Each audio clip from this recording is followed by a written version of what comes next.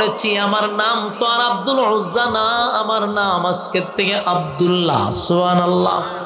চাচা আমার নাম আব্দুল্লাহ, আমার নবী আমার নামটা রেখে দিছে আব্দুল্লাহ, তাই আপনি ডাকতে হলে আমার আব্দুল্লাহ বলে ডাকেন।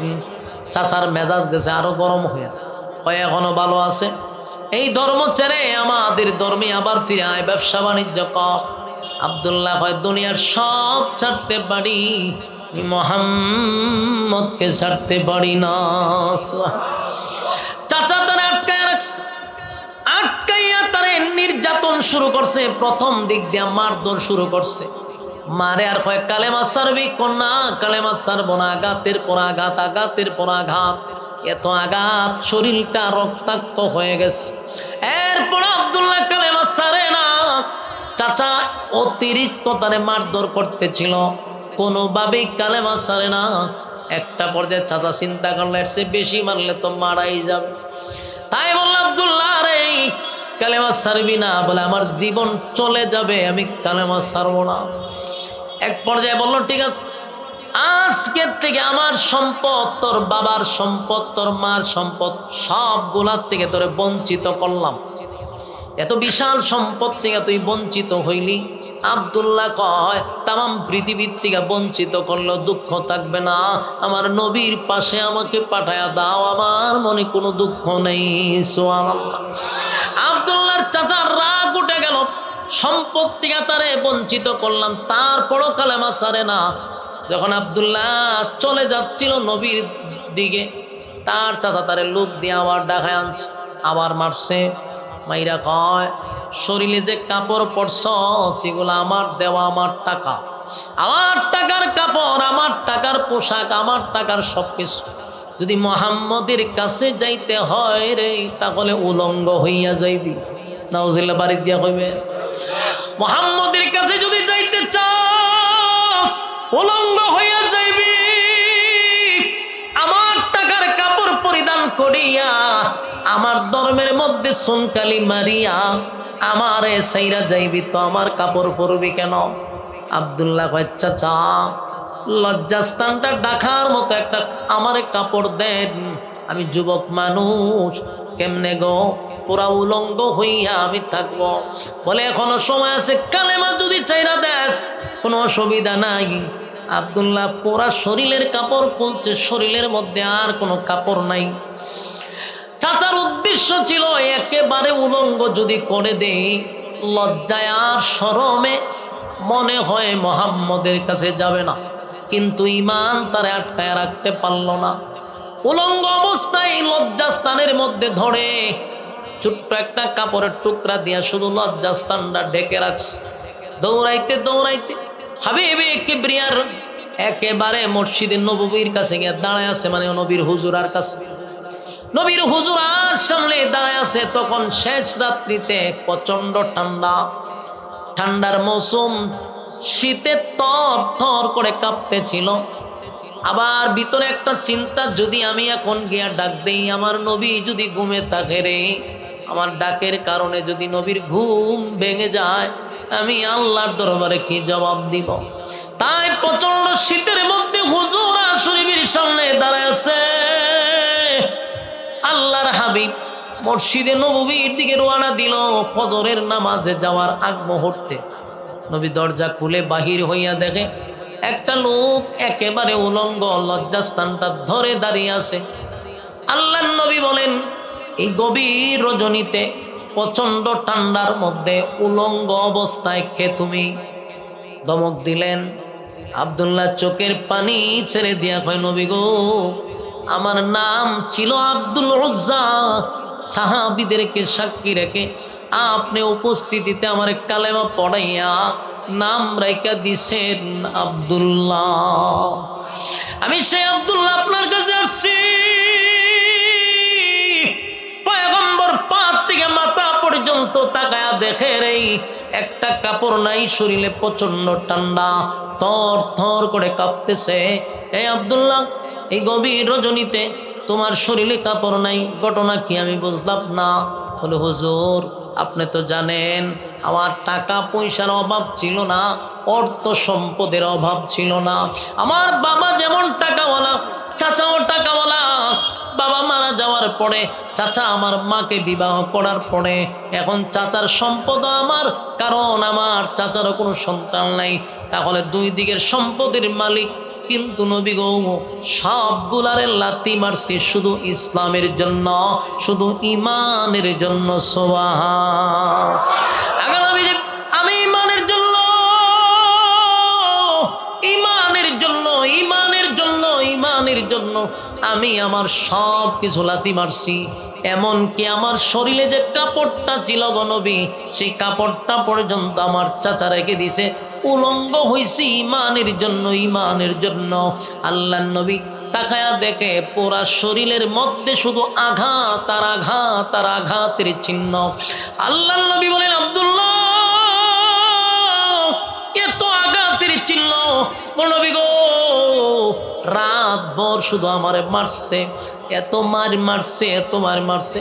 নবীজি আমার পুরা শরীরটার মধ্যে যেন আঘাতের চিহ্ন। আল্লাহর নবী চোখের পানি ছেড়ে দিছে তার করুণ এই দৃশ্য দেখে। নবীজির শরীরে একটা জুব্বা ছিল, সেই জুব্বাটা নবী আব্দুল্লাহ রে দিয়া জড়ায়া ধরছে, চিৎকার দিয়া কোন সুবহান। একটা জবান বন্ধ রাখবে না, বল আল্লাহু আকবার। আরো জোরে কোন আল্লাহু আকবার।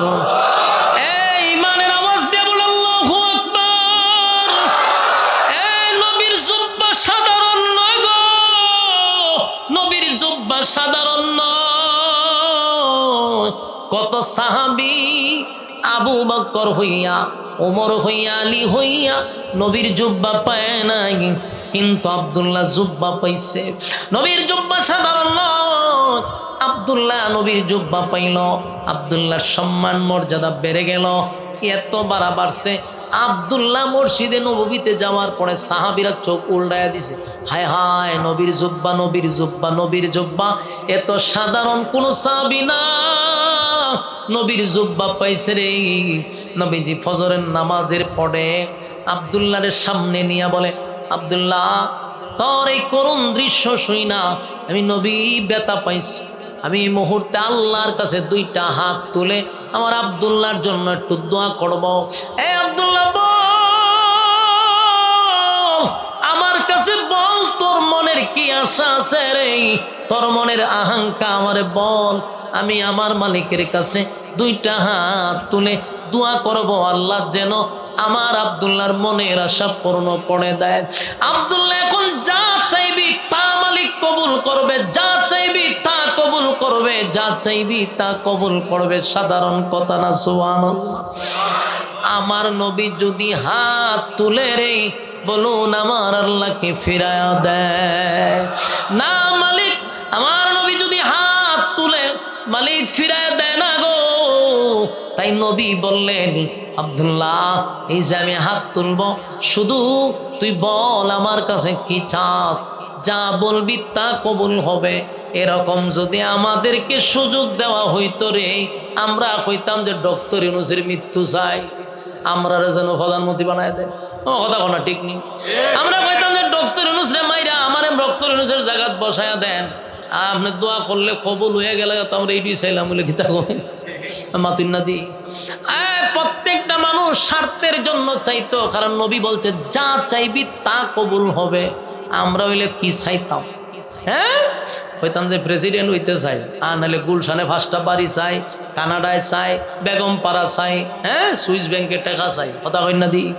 সব কিছু চাইতাম, কারণ আল্লাহর নবী নিজে বলছে যা চাইবি তা পাইবি, যা চাইবি তা পাইবি।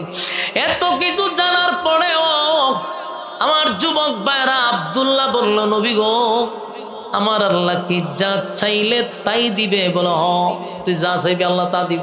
আব্দুল্লাহ রে বল আমি তোর জন্য দোয়া করব। আব্দুল্লাহ কি চাইছে জানো? আব্দুল্লাহ নবীর কয়, নবী গো আমার মালিক যদি যা চাইলি তা দেয়, তাহলে আমি আমার মালিকের কাছে চাই আপনি দোয়া করেন আমার মালিক যেন আমাকে শাহাদাতের মৃত্যু দেয়। একটা জবান বন্ধ রাখবেন না, কোন আল্লাহু আকবার। এই ইমানের আওয়াজ দিয়ে বল আল্লাহু আকবার। সাহাবীদের ঈমান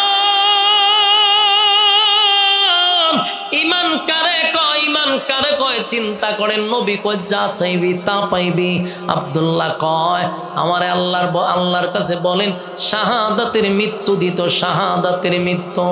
আল্লাহর নবী তখন দোয়াটা উল্টায়া করলেন, আল্লাহ আমার এই আব্দুল্লাহকে কোন যুদ্ধের ময়দানে বেঈমানদের তরবারি তার জন্য হারাম করে দাও।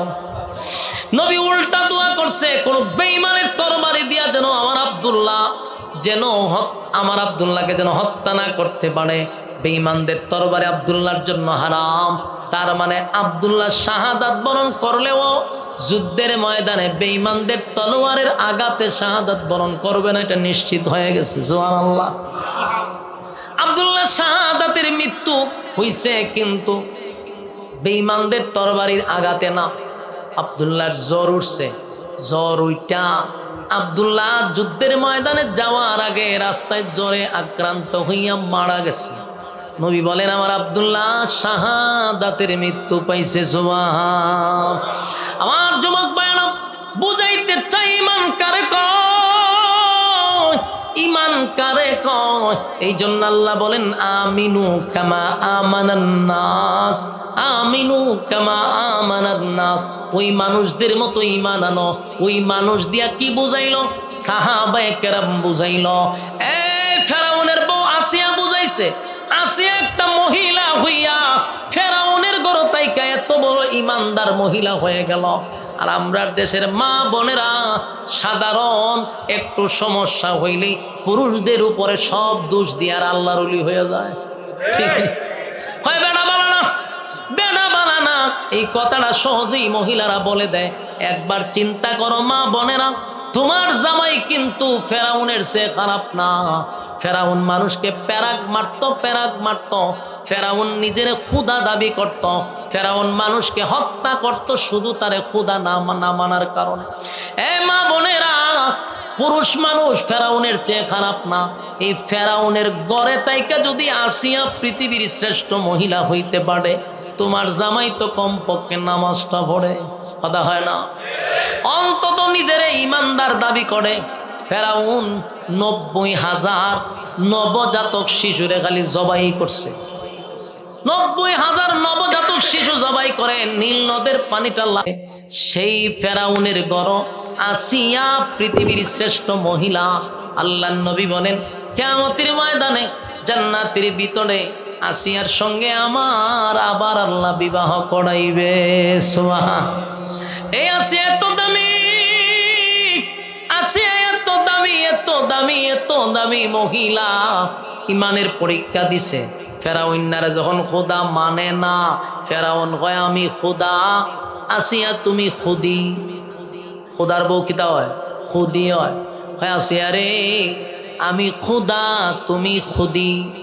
আসিয়া কয় তোর আমি খোদাই মানি না, তোর মতো সম্ভবরে আমি খোদা মানি না।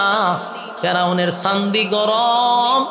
খুদার বউ যদি খুদি না মানে আমি কার কাছে গিয়ে খুদা দাবি করব? ফেরাউনের একটা বন্ধু আছেন হামাইন্না সুরা, হামাইন্নার কাছে গিয়া কয় দোস্ত রে আমার বউ আমারে খুদা মানে না। হামাইন্নায় বুদ্ধি দিছে তোমার বউরে কঠিন থেকে কঠিন শাস্তি দিতে হবে। ফেরাউন আবার বন্ধুর কথা শুনতো। হামাইন্নার কথায় বউরে শাস্তি দেওয়া শুরু করলো। কি শাস্তি? জঘন্যতম শাস্তি দিল। 1000 মানুষের সামনে ফেরাউন আসিয়ারে উলঙ্গ করে দিছে। নাউজুবিল্লাহ। পৃথিবী বিখ্যাত 4 জন মহিলার মধ্যে আসিয়া একজন। এমন একজন মহিলারে মানুষের সামনে উলঙ্গ করছে হামাইন্নার কথায়। হামাইন্না বলছে দোস্ত উলঙ্গ করে দে, উলঙ্গ করে দিছে। কিন্তু ফেরাউন কয় দোস্ত উলঙ্গ করার পরও কালেমা ছাড়ে না। মুসার রবের উপরে কালেমা পড়ছে। আসিয়া আমারে রব মানে না। হামাইন্না কয় দোস্ত একটা কাজ করো, আসিয়ারে প্যারাক মারো। কাঠের সঙ্গে শুয়াইয়া আসিয়ার 2 হাতে 2টা প্যারাক, 2 পায়ে 2টা প্যারাক।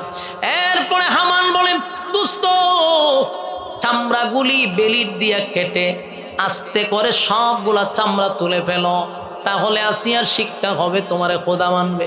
কত বড় নির্যাতন করছে গো! একটা জিন্দা মানুষের শরীর থেকে চামড়া উঠায়া নেওয়া এটা কি সাধারণ কথা? আপনি কি বরদাস্ত করতে পারবেন? আপনার হাত থেকে যদি চামড়াগুলি তুলে পুরা শরীরের চামড়াগুলি যদি ছিলে ফেলে, জীবিত অবস্থায় কত ভয়ঙ্কর শাস্তি। হামাইন্না বুদ্ধি দিয়েছে, আসিয়ার শরীরের চামড়া তুলে পেল। ফেরাউন তার কথায় তার শরীরের চামড়াগুলি তুলতেছিল। আসিয়া একটা চিৎকার দিয়ে বলে, মালিক, ঈমানের কারণে আমার স্বামী ফেরাউন হাজার মানুষের সামনে আমার উলঙ্গ করছে। আল্লাহ ঈমানের জন্য ইজ্জত দিলাম, ঈমানের জন্য আমি ইজ্জত দিলাম গো। আমার জিন্দা রাইকা শরীরের চামড়াগুলি তারা তুলতেছে। আল্লাহ আমার এতগুলা মানুষের সামনে আমার ইজ্জত নষ্ট করলো, আমি আর এই জালেমের জুলুম বরদাস্ত করতে পারি না। আল্লাহ আপনার পাশে আপনার জান্নাতে আমায় আসিয়ার জন্য একটা ঘর বানায়া দেন, আমার আপনি নিয়ে যান।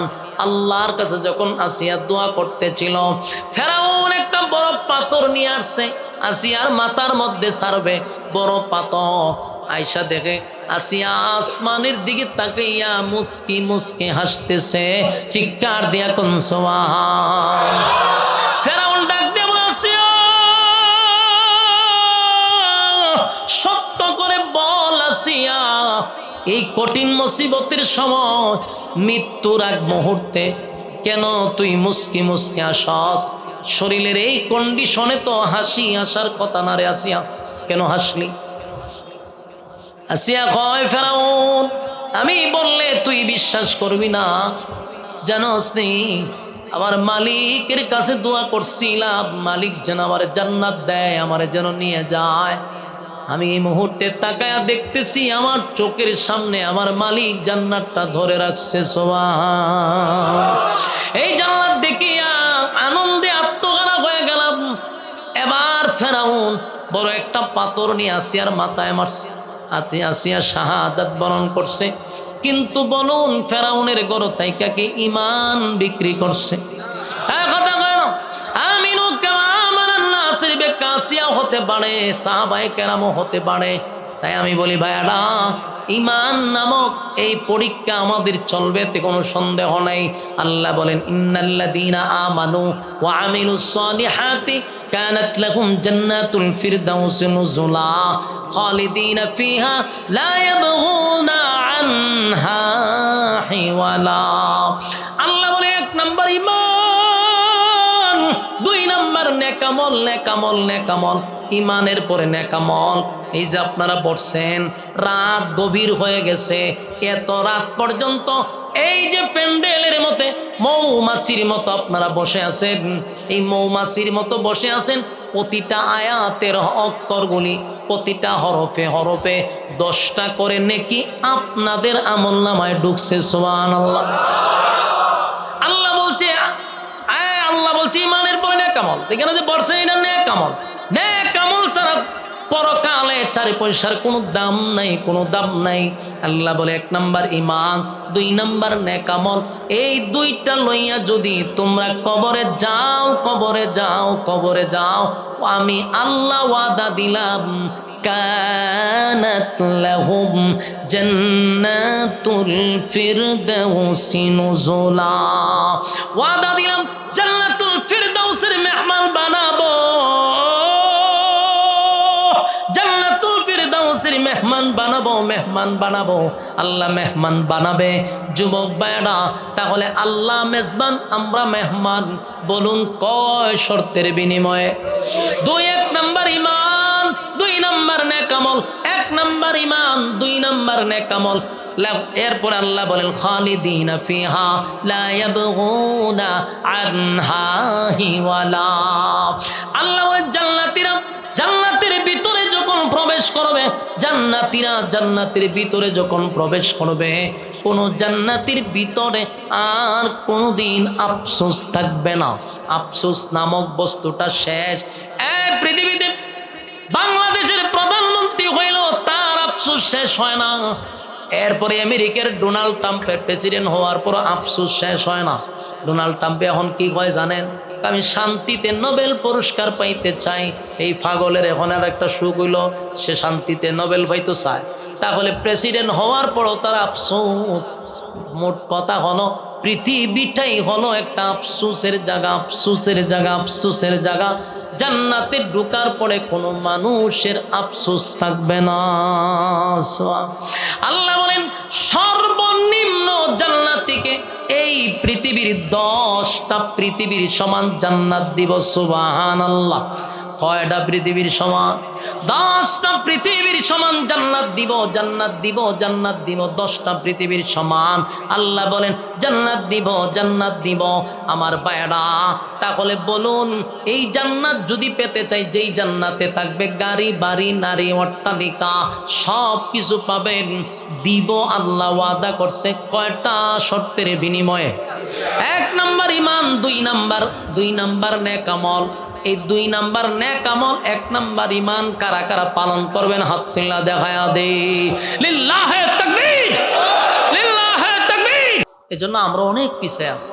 এজন্য ভাই সময়ের মূল্যায়ন করতে হবে। আর কথাটা দেখেন আল্লাহ নিজেও কোরআনে বলছে সময়ের কসম, যারা সময় অপচয় করবে তারা ধ্বংস হবে। তাহলে কি বুঝেন? আল্লাহ বলছে সময়ের কসম। সময় বলতে কি? তাফসীর কারকরা বলেন তোমার হায়াতের জিন্দেগির কসম, জীবন পুঁজির কসম। মানে প্রত্যেকটা ব্যবসার একটা পুঁজি থাকে। মানুষ একটা ব্যবসা করার জন্য পৃথিবীতে আসছে। কি ব্যবসা? পরকালের ব্যবসা। এখানে আপনি নেক আমলের ব্যবসা করতে আসছেন। তো ব্যবসা করতে গেলে কিসের দরকার? পুঁজির দরকার। কথা হয় না? ব্যবসা করতে গেলে পুঁজির দরকার। তা আমরা না আসছি দুনিয়াতে আমলের ব্যবসা করার জন্য। তো ব্যবসা করতে যেহেতু আসছে আল্লাহ আমরা একটা পুঁজি দিছে। পুঁজিটার নাম হলো হায়াত। বলুন পুঁজিটার নাম কি? হায়াত হলো আমাদের পুঁজি, আর ব্যবসা হলো নেক আমল। এই জন্য এই পুঁজি নষ্ট যেন না হয়। দুনিয়ার এই পৃথিবীতে যারা ব্যবসা করে, পুঁজি যদি শেষ হয়, বলুন তো দেখি আর কিছু থাকে দোকানে? ফুজুলিয়া টান দিলে কি ব্যবসায় সফলতা না ব্যর্থতা? তোমার কত দিয়ে হইতে পারেন আপনারা? যারা ফুজি শুদ্ধ টান মারে, কি ব্যবসায় সফলতা হয় না ব্যর্থতা হয়? ব্যর্থতা। আমার ফুজি লইই যদি টান দেয় তাহলে এই ব্যবসায় আমি সফল না, আমি ব্যর্থ। দুনিয়া নামক এই বাজারে আসছি ইবাদতের ব্যবসা করার জন্য, নেক আমলের ব্যবসা করার জন্য। তাই আল্লাহ একটা ফুজি দিছে, ফুজিটার নাম হলো হায়াত। হায়াতের কসম। এই জন্য আমরা সময়ের প্রতি গুরুত্ব দেওয়ার চেষ্টা করবো ইনশাআল্লাহ। এখন আপনারা তো মনে আনন্দ আইছেন 12টা এখন হুজুর ফজর পর্যন্ত, হুজুর অসুবিধা নাই। কিন্তু আপনি আমার দিকে তাকান, আমি তো আপনার মতো এখানে একদিন বসি না। আমার 64 জেলায় দৌড়তে হয়। এবং এই যে এখন শুরু হয়েছে না, ঈদের 1 মাস পরেও এর মধ্যে একদিন ফাঁকা নাই। আমার তো দৌড়তে হয়। এখন আপনি কবেন আপনি দৌড়েন কেড়ে, আপনারা আমার এখানে আনছেন কেড়ে? প্রত্যেক জায়গা থেকে সিস্টেম। আমি প্রোগ্রাম দিতেছেন আমার মাদ্রাসাত গিয়ে আপনারা আনেন, না দিলে জোর করে বইয়ে তাই হজুর আইসে আশা করে যেতাম না, বইয়ে তাই। তা আমি তো দিতে হয়। তো এইভাবেই সবাই দিতে দিতে দেখা যায় আমার সারা বছর আমার ঘুম নাই। তা আপনি আমার এখানে দেরি করলে কালকে আমি টাঙ্গাইল, এরপর সিরাজগঞ্জ যাবো কেমন? এই জন্য প্রত্যেকটা জিনিসের একটা বিবেক বিবেচনা থাকা দরকার। ওয়াজ নসিহত শুনতে আসছেন, আরামের ঘুম হারাম করছেন, আপনারা মূল্যবান সময়টা এখানে দিতেছেন, কিছু নিয়ে যাওয়ার দরকার না? এই জন্য সময়টা কাজে লাগানো দরকার। বসেন, আমরা যতক্ষণ কথা বলবো কথা অল্প হোক, যেন আমরা কিছু বাড়িতে নিয়ে যেতে পারি, এটা আমার মাথায় থাকতে হবে। রাজি আছেন ইনশাল্লাহ? কারা কারা রাজি আছেন? একেবারে একমতই হাত তুলেন। এই প্যান্ডেলের বাহিরে যারা দেখতেছি আপনারা কিন্তু হাত তুলেন না। লক্ষণ কিন্তু আপনারা খারাপ, সব দেখলাম আমি, লক্ষণ খুব খারাপ। কিতা কইন তাই না? হাত তুলেন না, এখানে হাত তুলেন। মাশাআল্লাহ নেই, মাশাআল্লাহ কইন বলে আমরা মোনাজাত পর্যন্ত আছি ইনশাআল্লাহ। বলো হুজুর আমরা ফজর পর্যন্ত আছি, আপনি কোন সময় যাবেন আমরা কইতারি না। আমি মাঝখান আপনারা ফালাইতে যাবেন, অসুবিধা নাই, কিন্তু থাকবেন আপনারা হালকা সকাল পর্যন্ত, কোনো অসুবিধা নাই। বল আল্লাহ যা করে বালার লেগে করে। এখন শুনেন, আমি আপনাদের সামনে সূরা কাহাফ এর শেষ অংশটুকু তেলাওয়াত করছি। এই সূরার শেষ অংশটি তেলাওয়াত করছি। এই আয়াতগুলির মধ্যে আল্লাহ 2টা শর্ত দিছে। বলেন শর্ত কয়টা? 2টা। এবং সুসংবাদ একটা। শর্ত 2টা, সুসংবাদ। এমন এক সুসংবাদ দিছে যা আপনারা শুনলে আশ্চর্য হবেন। আল্লাহ বলে যে আমি এমন এক সুসংবাদ দিলাম যে আমার 8টা জান্নাত আছে। জান্নাত কয়টা? এর মধ্যে সবচেয়ে ভিআইপি যে জান্নাতটা, এটার নাম কি?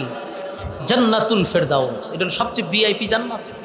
তাহলে আমরা এই ভিআইপি জান্নাতের ভিতরে ঢোকার জন্য মানুষ ইবাদত বন্দি করে, কিন্তু আল্লাহ একটা সুসংবাদ দিছে, তোমরা যদি এই 2 শর্ত মানতে পারো, এই 2 শর্ত অনুযায়ী জীবনযাপন করতে পারো, আর এই 2 শর্ত নিয়ে কবরে আসতে পারো, আল্লাহ বলেন কানাত লাহুম জান্নাতুল ফিরদাউসি নুজুলা।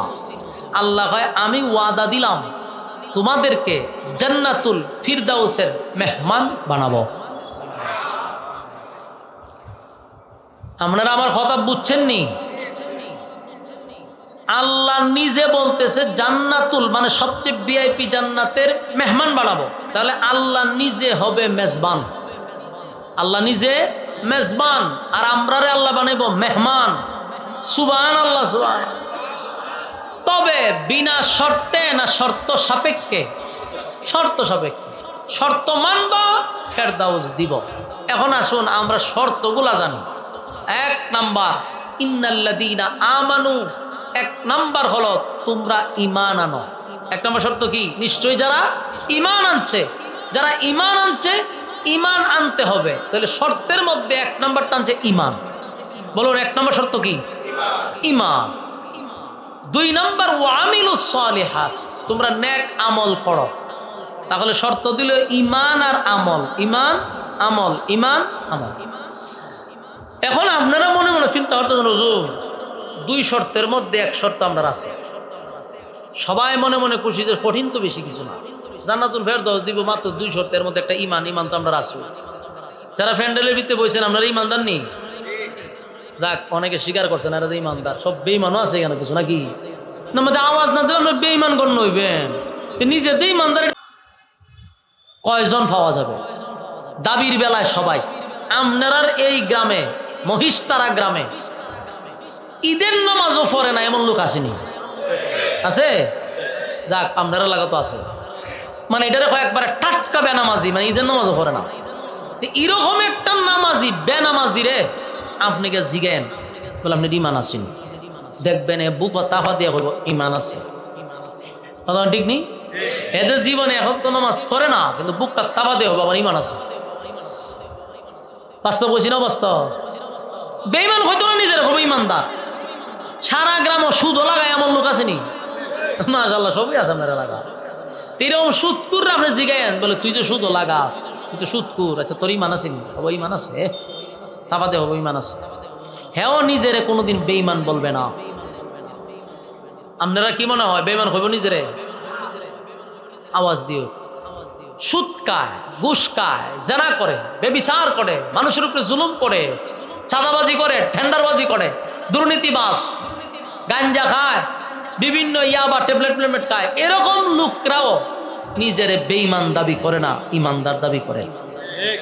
বাস্তব না বাস্তব? আমি একজনকে জিজ্ঞেছি, মুস অর্ধেক হলুদ হয়ে গেছে। তাই আমি জিজ্ঞেস মুস হলুদ দিচ্ছি কেমনে? ও দুয়া, দুয়া। তুই জিজ্ঞেস দুয়া কিতা? টানি তো এটার দুয়া লাগে জায়গা, লাগে হলুদ হয়ে গেছে। তে আমি কইলাম নামাজ রোজা তো নাই, আপনি হাতের মধ্যে শিকল মিকল, এটা কি নামাজ পড়বো? চুলের মধ্যে জট লাগে গেছে আর মুস হলুদ হয়ে গেছে, দুয়া। এই যে গাঞ্জা খায়, জিগাইলাম আপনার ইমান আসেনি? এ একটা লারা দে মারছে, ইমান শক্ত আছে। তে দিন আমি বুঝা লাগছি যেহেতু ইমান শক্ত আছে, কয় দিলে যত অপরাধী হোক কেউ আর বেঈমান হওয়া যেত না। হ্যাঁ, নিজে কয় আর ইমান শক্ত আছে। তাহলে এমন লোককে জিজ্ঞাসা করার পরে সে নিজেকে বেঈমান দাবি করে না, সে ওই ইমানদার দাবি করে। কিন্তু আপনি তারা বেঈমান বলতে পারবেন না। আচ্ছা, প্যান্ডেলের যদি একজন লোক নিজের ইমানদারের দাবি করে, আমি তার বেঈমান বলতে পারবো? কেন পারবো না? কারণ ইমান মাফার মিশিংটা আমার কাছে নাই। কথা হয় না?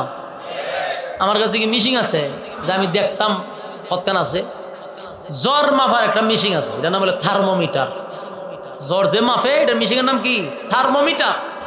এটা দেখবেন বগলের নিচে রাখে। আপনি জ্বর উঠলে বগলের নিচে রাখবো, রাখিয়া কতক্ষণ পরে এটা টান্দা বাড়ি করে হয় 160, মানে আপনার জ্বর। অথচ জ্বর দেখা যায় না, ছোঁয়া যায় না, ধরা যায় না। কিন্তু থার্মোমিটারে উঠে যে আপনার জ্বর 160। ঠিক এমন একটা থার্মোমিটার যদি বাড়িত যে ইমান মাফা, তাহলে বাংলাদেশের বক্তা গণ, ইমাম গণ, ফির গণ, ফকির গণ, নেতা গণ, যত কর্মী গণ সব ধরা করতো। কথা খান হ্যাঁ। বক্তা ওয়াজ করার আগে হয়তো হুজুর বগলের নিচে আলগি দেন, আলগি দিলাম হইলে কাটি ডুবাই দিল হইলে খতকান করে টান দাবাই হইতো হুজুর ইমান দি জিরো, আপনি বাড়ির যেন গিয়া মান সম্মান লইয়া। ঠিক নেই? ফিসাব এসে মুরিদ করতো, হয়তো ফিসাব মুড়ি দিব পরে আগে আপনি বগলের নিচে ডালকে দেন। ফিরের নিচেও দেখতেন ঢুকাই দিছে কলম, ঢুকায় বাইর করে হতো হুজুর আপনি হিসাব মানুষ ইমান দি জিরো, তখন কেন যাইবেন না এই বেজ্জতি করে দিতাম। দেখতেন ফিরে দূর। নেতায় এসে বক্তব্য দিত হাত তুললা, হয়তো নেতা সাহেব বক্তব্য দিবেন পরে, কারণ আপনার বক্তব্য দেখা আপনি ফুলের মতো পবিত্র আপনার চরিত্র, তা আপনার চরিত্র হতেন ফুলের মতো পবিত্র, এটা আজকে বগলের নিচে দেখলাম টান দিয়ে ওই খাটি ঢুকাই দিত। কতক্ষণ পরে বাইর করে দেখতো লাল বাতি জ্বলে। ইমানের কি জ্বলে? লাল বাতি। কইতো নেতা বলি তো দেশ তোর চরিত্র ফুলের মতো পবিত্র, তুই হোদ্দা শয়তান, তোর মতো নেতারে বুট দেওয়া যেত না। তখন মানুষে ওইখান থেকে তালি দেওয়ার বদলা জুতার মালা দিয়ে বিদায় করে দিত। কিন্তু আল্লাহ এই থার্মোমিটার মানুষের হাতে দেয় নাই। দেয় নাই যে এটাও আপনি আলহামদুলিল্লাহ বলেন, কারণ যদি দিত এদেশের যত বড় সাধু সন্ন্যাসী হোক সব ধরা পড়তো। ঠিক নেই? সমানে ধরা পড়তো। আল্লাহ হয় আমি দিছি না কেন? বান্দাকে শুধরানোর জন্য, বান্দাকে নিজেকে নিজে শুধরানোর জন্য আমি এই মিশিংটা দিছি না। তুই যে কত বড় শয়তান আমি আল্লাহ জানি, কিন্তু নিজে নিজে শুধরাইয়া যা, নিজে নিজে ভালো হওয়ার চেষ্টা কর। মানুষের সামনে তোর পাপাচার তুলে ধরলাম না, তোরে আমি হেফাজত করলাম। আল্লাহ আমাদের ইজ্জতের হেফাজত করছে, এটা মালিকের পক্ষ থেকে আমাদের প্রতি দয়া। দয়া নাহলে ইজ্জত তখন লাগলো না। ঠিক নেই? এখন আসুন, আল্লাহ কয় নিজেরে ইমানদার দাবি করলে চলবে না, বাস্তবে ইমানদার হতে হবে। দাবির বেলায় নয়, কাজের বেলায় ইমানদার হতে হবে। দাবি তো সবাই, কিন্তু কাজের বেলায় ইমানদার হতে হবে। আল্লাহ এই জন্য এক আয়াতে বলেন আমিনু কামা আমানান নাস, আমিনু কামা আমানান নাস, ঈমান আনো ওই মানুষদের মতো, ঈমান আনো ওই মানুষদের মতো। এই কথা মালিক কেন বললেন? আমিনু কামা আমানান নাস, ঈমান আনো ওই মানুষদের মতো মালিক কেন রে এই কথাটা বললেন? আমিনু কামা আমানান নাসের ব্যাখ্যা হতে পারে সাহাবায়ে কেরামদেরকে আল্লাহ বুঝাইছে তাদের মতো, ওই মানুষদের মতো ঈমান আনো, সাহাবায়ে কেরামদের মতো ঈমান আনো। আল্লাহ আমিনু কামা আমানান নাসের ব্যাখ্যা এটা হতে পারে সাহাবায়ে কেরামদেরকে বুঝাইছে। আবার আমিনু কামা আমানান নাসের ব্যাখ্যা হতে পারে ওই মানুষদেরকে আল্লাহ বুঝাইতে পারে, যেমন ফেরাউনের বউ আসিয়া। আসিয়া ওই ইমানের পরীক্ষা দিছে। আমিনু কামা আমানান নাস ওই মানুষও হতে পারে যেমন আব্দুল্লাহ বিন তামের, সেও ইমানের পরীক্ষা দিছে। তাহলে একটা কথা আমাদের মাথায় রাখতে হবে, দাবির বেলায় ইমানদার হলে চলবে না, আমাদেরকে ইমানের পরীক্ষা দিতে হবে। কথা বুঝুননি আমার? কিতাব বুঝতা জনতে হা না তো কইতে বলুন, দাবির বেলা না কাজের বেলা? এটা হইতিব তো। দাবির বেলায় তো সবাই ইমানদার। এই নিজের যদি ইমানদার দাবি করি, যদি নিজের ইমানদার দাবি করি আপনি আমি, তাহলে লিখে রাখেন ইমানদারের ইমানি পরীক্ষা হয়। ইমানদারের ইমানি পরীক্ষা হবে, এতে কোনো সন্দেহ নাই। ইমানদারের ইমানি পরীক্ষা হবে, আর পরীক্ষায় উত্তীর্ণ হলেই আল্লাহ জান্নাতুল ফিরদাউস দান করবে। পরীক্ষায় পাস করতে হবে। এই পরীক্ষা ছাড়া কেউ জান্নাতে যেতে পারে নাই, পারবে না।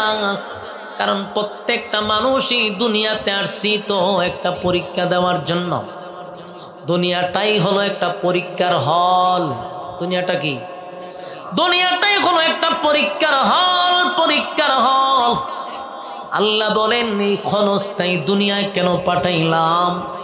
বান্দারে, অনর্থক পাঠাই নাই, অকারণে পাঠাই নাই, অনর্থক বানাই নাই, অনর্থক পাঠাই নাই। আল্লাহ আমরারে এমনি বানাইছে, এমনি হুদাউদি, কোনো কামের লেগে বানাইছে না। পরে বাবারে আওয়াজ দেন, এমনি বানাইছে বেহুদা, অপ্রয়োজনে না। আল্লাহ অনর্থক বানায় নাই। মালিক তো নিজেই বলে আফা হাসিবতুম আন্নামা খালাকনাকুম আবাসাও ওয়া আন্নাকুম ইলাইনা লা তুরজাউন। আল্লাহ বলেন অনর্থক বানাই নাই, অকারণে বানাই নাই, নিষ্প্রয়োজনে বানাই নাই। কেন বানাইছি? এখন যদি আল্লাহ প্রশ্ন করেন, আল্লাহ কেন বানাইলেন, কোন কারণে বানাইলেন? আল্লাহ বলেন ওয়ামা খালাকাতুল জিন্না ওয়াল ইনসা ইল্লা লিয়াবুদুন। আল্লাহ বলেন ওয়ামা খালাকাতুল জিন্না ওয়াল ইনসা ইল্লা লিয়াবুদুন। মানব দানব এই দুইটা জাতিরে বানাইছি শুধুমাত্র কেবলমাত্র আমার গোলামির জন্য। আমার মালিক আপনি আমাকে অনর্থক ওইটা কেটারি অত আবেগ তো ভাগ হলে লিখে আনছেন কেন? ভাগ হলে ভিজরা রাখেন, অত ডিস্টার্ব অলতে কেন আনেন কেন? মাঝখান দাবা আমার ঢুকাই দেন। হ্যাঁ মনোযোগ দেন, এক দুইজনে হরাই দেন, আর বাকি আমাদের সামনে। মানব দানব দুই জাতিকে আমার আল্লাহ বানাইছে গোলামির জন্য। মনোযোগ দিয়া শোনেন বা একটু দিলের কান লাগায়া শোনেন। একটা কথাও আমার মন গড়া নয়, কোনো গিচ্ছা কাহিনী বলার জন্য হবিগঞ্জ থেকে আমি আসি নাই। সাপরে আর ব্যাংরে বিবাহ করাইবার গিচ্ছা আমার দ্বারা সম্ভব না। এত রাত পরে আপনারা বসছেন কিছু দিনই কথা শোনার জন্য কোরআন থেকে, তাই অল্প সময়ে কথাগুলি যেন অথেন্টিক হয়, যেন বেজাল না হয়। মনোযোগ দিয়ে শোনা দরকার, কারণ এই সময়ে সবচেয়ে বড় ফিতনার যুগ। এখন সবচেয়ে বড় ফিতনা, আর এই ফিতনাতে সবচেয়ে বেশি ক্ষতি হয় শুধুমাত্র ইমানের ক্ষতি হচ্ছে বেশি। এই ফিতনার যুগ, এখন বর্তমানে ফিতনার যুগ। আমাদের ইমান সকালে নিয়ে ঘর থেকে বাহির হই, বিকালে মানুষ বেঈমান হইয়া ঘরে ফিরে আমাদের খবর থাকে না। অথচ আমাদের সবচেয়ে বড় হাতিয়ার হলো ইমান। আমাদের সবচেয়ে বড় হাতিয়ার হলো ইমান। ইমান ছাড়া 4 পয়সার কোনো দাম নাই। ইমান ছাড়া কোনো দাম নাই। জাররা জাররা পরিমাণ ইমানটা লইয়াও যদি কবরে যেতে পারেন, গুনার কারণে জাহান্নামের আগুনে জ্বলবেন। বছরের পর বছর, যুগের পর যুগ জাহান্নামের আগুনে জ্বলার পরে ওই জাররা পরিমাণ ইমানের গুণে আমার আল্লাহ একদিন জান্নাতে ঢুকাবে। শুধুমাত্র জাররা পরিমাণ ইমান থাকার কারণে। আমার যুবক ভাইরা, এই জন্য ইমানের প্রতি আমাদের গুরুত্ব থাকা দরকার। আজকে আমাদের ইমান বড় দুর্বল। 5 টাকার একটা রং সার কাছে আমরা ইমান বিক্রি করি, কথা হয় না? 5 টাকার একটা রং সার কাছে ইমানটা বিক্রি করে দেই। অথচ সবচেয়ে বড় হাতিয়ার হলো ইমান। আল্লাহ বলেন আমিনু কামা আমানান নাস, তোমরা ইমান আনো ওই মানুষদের মতো। আমার যুবক ভাইরা, ওই মানুষদের মতো আল্লাহ কেন বললো? কারণ তারা ইমানের পরীক্ষা দিয়া নাম্বার পাইছে 199 না 100 পাইছে। তাই ওই সমস্ত মানুষদেরকে আমাদের ফলো করা দরকার। সাহাবায়ে কেরাম হতে পারে, কারণ বহু সাহাবীদেরকে জ্বলন্ত কয়লার মধ্যে শোয়া দেওয়া হয়েছে ইমানের আনার অপরাধে। শরীরের চামড়াগুলি খসে গেছে, পড়ে গেছে, এরপরে ইমান দেয় নাই গো, ইমান দেয় নাই। বহু সাহাবী ইমান আনার অপরাধে বুকের মধ্যে পাথর রাখছে, লড়াছড়া করতে পারে না। প্রচন্ড রৌদ্রে আর বালির মধ্যে শুয়াইয়া বুকে পাথর রাখছে রে, যেন লড়াছড়া না করতে পারে। কিন্তু তারা ইমান দেয় নাই, জীবন দিছে, ইমান দেয় নাই, জীবন দিছে, ইমান দেয় নাই। এই জন্য আল্লাহ বলে ওই মানুষদের মতো ইমান আনো। এমনকি আসিয়ার মতো একজন মহিলা, যিনি পৃথিবীর 4 জন মহিলার মধ্যে একজন। সুবহানাল্লাহ। পৃথিবী বিখ্যাত 4 জন মহিলা আছে, আল্লাহর সবচেয়ে পছন্দনীয় 4 জন মহিলা, যারা এই জমিনে আল্লাহর পক্ষ থেকে সালাম পাইছে রে। এর মধ্যে একজন হলো নবীর বিবি আম্মাজান খাদিজা। 4 জন মহিলার মধ্যে আম্মাজান খাদিজা একজন। 2 নম্বর হলো মারিয়াম আলাইহিস সালাতু ওয়াস সালাম। আর 3 নম্বরে হলো ফেরাউনের বউ। ফেরাউনের বউ হইয়া জালেমের বউ হইয়া, জালেমের বউ হইয়া, ফেরাউনের বউ হইয়া পৃথিবীর 4 জন মহিলার মধ্যে একজন আসিয়া। এই ফেরাউনের বউ হওয়ার পরও আসিয়া ইমানের পরীক্ষা দিতে গিয়া, ইমানের পরীক্ষা দিতে গিয়া 100 নাম্বারে পাশ করছে, 99 না। এই জন্য আল্লাহ আমিনু কামা আমানান নাস এর দ্বারায় আসিয়াকেও বোঝাতে পারে। আমার যুবক ভাইয়েরা, ইমানের পরীক্ষা হবে গো, ইমানের পরীক্ষা হবে। সাহাবায়ে কেরামরাও ইমানের পরীক্ষা দিছে, ইমানের জন্য জীবন দিছে, ইমানের জন্য ইজ্জত দিছে, ইজ্জত দিছে, কিন্তু ইমান দেয় নাই। ঠিক আল্লাহর হাবিবের একজন সাহাবী, নাম ছিল আব্দুল উজ্জা। আব্দুল উজ্জা, কোরআনের সাথে নামটা সাংঘর্ষিক। এই আব্দুল উজ্জা সে 360 মূর্তির গোলামি করত, ইবাদত বন্দেগী করত, পূজা, মূর্তি পূজা করত। একদিন আল্লাহর নবীর নসিহত শুনে তার কাছে ভালো লাগলো, নবীর হাতে এসে কালেমা পড়ে ঈমান আনলো। আল্লাহর নবী তার নামটা পরিবর্তন করে রাখছে আব্দুল্লাহ, সুন্দর নাম আব্দুল্লাহ রেখে দিল। আব্দুল্লাহ বাড়িতে চলে গেল। ওই আব্দুল্লাহর বাবা ছিল না, মা চাচার কাছে বিবাহ বসে গেছে, চাচার কাছেই সে লালিত পালিত। টাকা পয়সার অভাব ছিল না, তখনকার ব্যবসায়ী ছিল সফল ব্যবসায়ী, টাকার অভাব নেই। আব্দুল্লাহর নাম রেখে দিছে আব্দুল্লাহ। এই আব্দুল্লাহ গোপনে গোপনে গোপনে গোপনে কালেমার দাওয়াত দিত, ইসলামের কাজ করত। একদিন তার চাচার কাছে সংবাদ আসলো, তোমার ভাতিজা বাপ দাদার মধ্যে, বাপ দাদার ধর্মের মধ্যে সুনকালি মারছে। হয় আব্দুল্লাহর পুত্র মুহাম্মদের কাছে যায় আর কালেমা পড়ছে। ইজ্জত তো আর থাকলো না, ইজ্জত তো আর রইল না। আব্দুল্লাহ করলোটা কি? আব্দুল উজ্জা করলোটা কি? আব্দুল উজ্জাকে ডাক দেয়া বলে, এ আব্দুল উজ্জা, তুই আমার ভাতিজা, আমার কোনো সন্তান নাই, এই সম্পদের মালিক আমার এবং তোর বাবার সম্পদের একক মালিক তৈলে তুই। এখন তুই যে আব্দুল্লাহর পুত্র মুহাম্মদের কাছে কালেমা পড়ে ঈমান আনছস, আমি এটা বরদাস্ত করতে পারবো না। ভাতিজারে এখনো সময় আছে, পাগলামি করিস না, মুহাম্মদের কাছে আর কোনোদিন যাবি না। আজকের থেকে ধর্ম বাদ দিয়া বাপ দাদার ধর্ম পালন কর, ব্যবসা বাণিজ্য কর।